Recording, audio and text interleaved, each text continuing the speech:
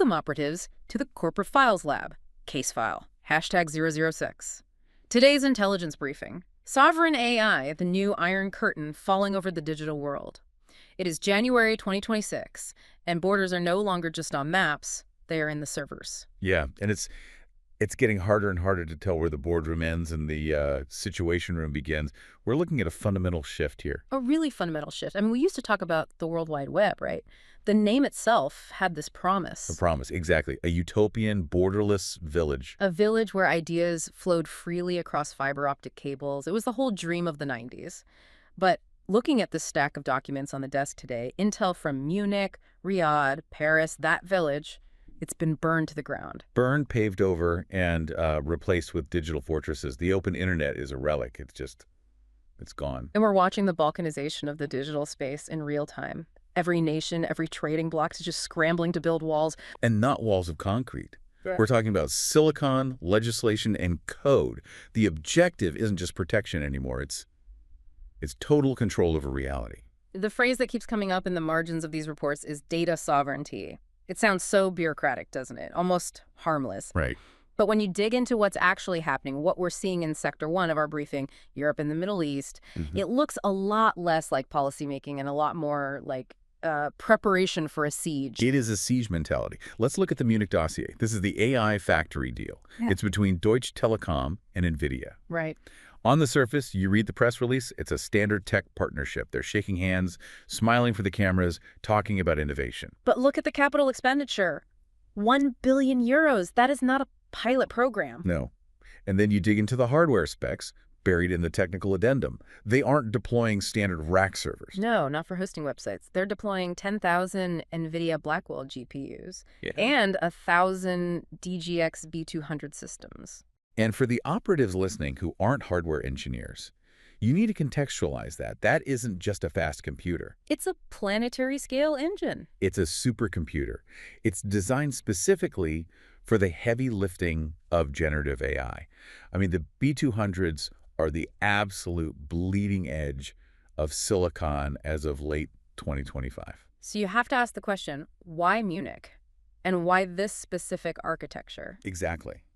Deutsche Telekom isn't trying to beat ChatGPT at writing poetry. They aren't trying to generate, cute images for social media. The briefing suggests this is being driven entirely by German heavy industry. That's it. We're talking automotive, chemicals, precision manufacturing, the companies that actually make things, the backbone of the European economy. Correct. And these industries are terrified. Yeah. For the last decade, they've been relying on what we call the hyperscalers. Amazon, AWS, Microsoft Azure, Google Cloud. American infrastructure. It was convenient.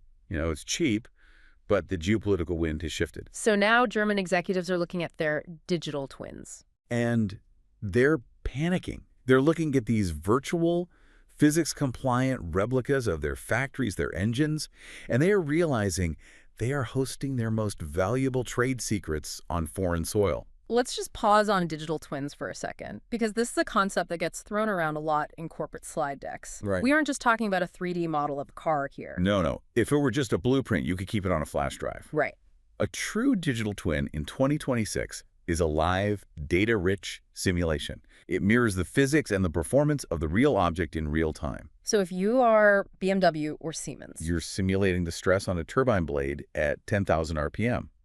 Or you're simulating the chemical reaction in a new polymer at the molecular level. That simulation requires massive, massive compute to run. But more importantly, that data is the company. That's the thing. It represents billions in R&D. And if that data is sitting in a data center in Virginia, and the political climate shifts, or industrial espionage ramps up, then your entire R&D pipeline is vulnerable. You are effectively renting the vault, where you keep your crown jewels from a landlord who might decide to evict you. or worse, copy your keys. It's about leverage. You're vulnerable to the U.S. regulatory environment. The sources are clear. German companies want these simulations running on German soil, under German law, with zero latency. They're creating a closed loop. A German car design never touches a fiber optic cable that passes through a jurisdiction they don't control. It's a defensive move. It frames the internet not as a utility, but as a threat vector. It reminds me of that old Cold War mentality. You build your own independent infrastructure so you can survive if the main lines are cut. Because in this game, information is the only currency. And right now, Europe realizes its wallet is in someone else's pocket. They are asset-rich, but they are compute-poor. So the Munich facility is a bunker. It's a billion-euro bunker. They're trying to buy back their autonomy. Speaking of buying power, let's shift the satellite feed south to the Middle East, specifically Riyadh. If Germany is building a bunker, Saudi Arabia looks like they're building an empire. Well, the Public Investment Fund, the PIF, is not exactly known for subtle moves, is it? Their strategy here is just brutally pragmatic. You have to remember, they understand the concept of a strategic resource better than anyone. For 80 years, it was oil. You Yeah. pump it, you refine it, you sell it. Now they are applying that exact same mental model to compute power. The GPU is the new oil barrel. Precisely. The dossier details Project Humane. Sounds like something out of a sci-fi thriller, but the money is very, very real. It's a new entity, wholly owned by the PIF. Yeah, but the dollar amount is less interesting than the energy metrics. They are developing up to 250 megawatts of hyperscale data center capacity. 250 megawatts. I mean, that is staggering. For the operatives, that's enough power to run a small city. A small city dedicated entirely to thinking machines. To put that in perspective, a typical large data center might be 30 or 40 megawatts. This is an order of magnitude larger. And that power consumption is the bottleneck for the rest of the world. I mean, in Europe or the US, getting 250 megawatts connected to the grid takes years. Permitting, environmental reviews, regulatory fighting. It's a desert. They just build it. They are turning their energy advantage cheap, abundant energy into a compute advantage. They're swapping BTUs for FLOPs. But they aren't just hosting other people's data, are they? The briefing mentions a specific objective. Multimodal Arabic large language models. So this isn't just a landlord situation. They want to own the tenant too. That's the sovereignty angle. Look, right now, most large language models, the brains behind AI, are trained on English data with Western cultural biases. So if you ask a standard American model about Middle Eastern history or cultural nuance, You get a Wikipedia summary written by a Westerner. The Saudis are saying, we are going to build the infrastructure to service the entire Middle East. They want to be the broker. it's a pivot from a resource economy to a knowledge economy infrastructure. They want to be the hub for the entire region's digital life. They see the writing on the wall. If you want to be a relevant geopolitical power in 2030, you cannot be renting your brain from California. Yeah. You need to own the hardware. You need to own the model. If you control the compute, You control the economy. Yeah. It's that simple. They are buying their way out of dependence on Silicon Valley while they still have the capital to do it. so we have Europe bunkering down and the Middle East buying up the market. That brings us to Sector 2, national survival. And we need to talk about France, Yes. because the tone coming out of Paris isn't just commercial, it's martial. This feels less like business strategy and more like military doctrine. It's distinctively aggressive. The French government has stopped viewing AI as a tool for, better customer service or debugging code. They view it as a weapon of war. And they are treating the companies that build it as part of the defense industrial base. The source material is all over Mistral AI. This is the company founded by those defectors from Meta and DeepMind a few years back, the plucky startup. The golden boys of French tech. And look at the trajectory, valued at over 10 billion euros. But the valuation is almost irrelevant compared to the client list. The French Ministry of the Armed Forces has signed a direct framework agreement with them. That's the equivalent of the Pentagon signing a direct deal with a startup 2 years after it launched. It's unheard of. And this isn't just a procurement contract for office software. We aren't talking about using AI to sort payroll. Far from it. This is managed by AMIAN, the Ministerial Agency for Defense Artificial Intelligence. The briefing notes state that military personnel are engaging directly with Mistral's technical teams. They're deploying models like Le Chat. Which sounds friendly, but it isn't in this context. They're using it for energy analysis, aerospace logistics, maritime security. They're integrating these LLMs directly into the kill chain. So why? Why go through the trouble? Why spend billions building a national champion when GPT-5 or whatever the US has is likely more advanced? Why not just buy a license? It seems incredibly inefficient, right? Yeah, Reinventing the wheel just so it has a French flag on it. it does. But this brings us back to the legal threat. The sword of Damocles hanging over all of European sovereignty.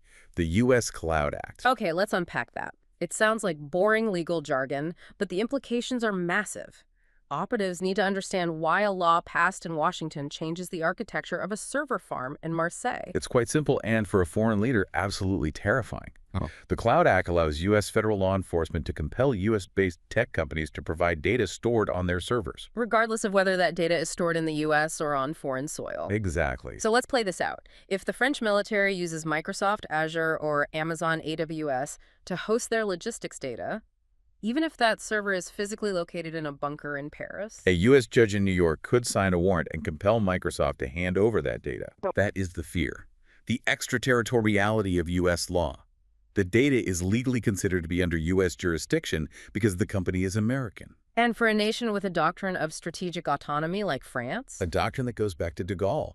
The whole idea that France must be able to act alone. That is completely unacceptable. Macron is refusing to let his military intelligence sit on servers liable to foreign subpoena. It's the digital equivalent of kicking foreign military bases off your soil. That's a perfect way to put it. You can't claim to be sovereign if another country's police force has a key to your filing cabinets. So Mistral is securing the perimeter. Mistral is the guard dog. We are seeing the resurrection of the national champion model. It feels very 20th century, doesn't it? Yeah. The state and the corporation moving in lockstep for national defense. It's corporate noir at its finest. The lines are completely blurred, but there's a cultural dimension here too. It's not just about secrets, it's about how the AI thinks. That's the soft power argument. Mistral isn't just about defense, it's about cultural projection. They want a model that thinks in French, that understands the nuance of French diplomacy, of French history, of French law. If you rely on an American model, you are importing American bias, American morality. Yeah, and the American worldview. France is just saying non.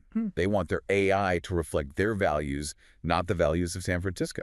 Which is a perfect segue to Sector 3, the Global South's rebellion. Because if France is saying non, India is screaming it. Oh, absolutely. India is charting what they call the third path. They aren't interested in choosing between Washington and Beijing. This is the non-aligned movement all over again, but the battlefield is digital. They see the duopoly forming, and they're just opting out. Completely. The briefing details the India AI mission and the summit from February 2026. This looks like a massive undertaking, and the state is heavily, heavily involved. It's a state-directed mobilization. The directive is clear. Build a sovereign large language model and a 10,000 GPU compute grid to run it. But the philosophy behind it is what's fascinating. They use this phrase, Viksit Bharat, developed India. This is about national maturation. There's a specific phrase in the source material that really stood out to me. They are explicitly rejecting the role of data colony. That's a loaded term. It is, and it's deliberate. That's the key psychological driver. Think about the colonial history. For centuries, the Global South was a resource mine. Cotton, spices, minerals. Right. They were extracted, sent to the West, refined into finished goods in Manchester or Boston, and then sold back to the colonies at a profit. The value add always happened in the West. And now the resource is data. Exactly. In the digital age, our data is the raw material. The West extracts raw data, your clicks, your behavior, your medical records, your language, refines it in the data centers of Silicon Valley into intelligence, and then sells that intelligence back to the Global South at a premium. And India is looking at that loop and just saying, stop. They want to own the refinery. They don't want to just be the pit mine anymore. They want the entire stack. The entire stack. They're focusing on healthcare, agriculture, governance. And crucially, they are doing it in local languages. Hindi, Tamil, Bengali. They want a stack that serves 1 billion people, not one that serves ad revenue for a U.S. tech giant. So if an Indian farmer needs advice on crops, they want an AI that understands Indian soil and Indian monsoons, not one that hallucinates about cornfields in Iowa. It's about dignity as much as it is about economics, not being a second-class citizen in the digital world. But there's another country in this sector where the stakes are even higher, Ukraine. The Ukraine file it's heavy. This isn't theoretical for them. They are in a hot war. And yet the briefing reveals they're launching a national LLM beta testing in spring 2026, partnering with Kyivstar. You have to ask, why? Why does a country under physical siege, dealing with missile strikes and frontline logistics, prioritize building a large language model? You'd think every spare dollar would go to ammunition. It seems insane on the surface. It does. But it's because if you lose the narrative, you lose the war. Wars are fought on the ground, yes, but they are won in the history books. And they are retraining a model. It's based on Google's Gemma, which is open weights. Which is important. But they are retraining it on Ukrainian cultural and historical data. So why does the training data matter so much in a conflict zone? Imagine an AI future 10 years from now. A student asks their AI tutor, what happened in Crimea? Or what represents Ukrainian culture? If that AI was trained on a dataset flooded with Russian propaganda or even just Western indifference, Then Ukraine ceases to exist as a distinct entity in the digital consciousness. The history gets rewritten by the algorithm. they are fighting to control the history books of the future. It's digital preservation. Sovereignty isn't just about borders, it's about memory, it's about identity. Exactly. They are fighting to ensure that the AI of the future knows who they are. If you don't build your own model, someone else will define you. And in Ukraine's case, the people trying to define them are trying to erase them. That brings us to the final and maybe the most dangerous sector of the briefing. The escalation. The digital Cold War. Right. Because while everyone is building these sovereign walls, Germany, Saudi, France, India, there's a trap, isn't there? The myth of isolation. It's a complete delusion. Break it down for the operatives. Why can't these nations just disconnect and be self-sufficient? They have the data, they have the power plants. You can build your sovereign cloud in Munich. You can build your national LLM in Kiev. You can build your data fortress in Riyadh. But look at the hardware. Look at the silicon. Peel back the casing on those servers. It all comes back to the chips. The chips are Nvidia, American design. The instruction sets are controlled by U.S. intellectual property. And even if they are manufactured in Taiwan by TSMC, the lithography machines needed to print them are Dutch, from ASML. The supply chain is a choke collar. It's a choke collar. So nobody is truly sovereign. Even if France has its own model, it's running on American logic. Not really. You can hide your data, but you can't build the machine that processes it without engaging with the global supply chain. There's no independent path. It's a stalemate of dependencies. If the U.S. decides to enforce an export ban on maintenance updates for those chips, that sovereign cloud in Munich turns into a very expensive room heater in about a week. But that doesn't stop the U.S. from using it as a weapon. The Trump administration, as referenced in the Atlantic Council dossier, is pushing this hard. Oh, they aren't pretending the tech sector is neutral anymore. No, they're talking about the U.S. tech stack as a diplomatic weapon. They are explicit about it. The sources mention the Stargate project, a $500 billion infrastructure plan. That is a Marshall Plan for the digital age. And the goal is to make the world dependent on American silicon and American standards. If you want the best AI, if you want the cutting edge, you have to play by American rules. You have to be inside the tent. So what about China? They're not seating this one out. They can't match the high-end chips right now because of sanctions, so what's their play? Their strategy is asymmetrical. While the U.S. is liking things down with export controls and blacklists, China is flooding the zone. How? They're releasing open-source models, like DeepSeek, to undercut Western proprietary models. It's a loss leader strategy. It's the drug dealer strategy. The first hit is free. They are saying to the Global South, to Africa, to Southeast Asia, Yeah. here, take this technology. It's almost as good as GPT. And it's free. You don't have to pay licensing fees to Microsoft. Build your economy on our architecture. And once you build your ecosystem on their code, you are hooked. Your developers learn their tools. Your data fits their formats. It's a dependency that is much harder to break than a hardware contract. It's software lock-in on a civilizational scale. But there is a darker side to this escalation than just market share.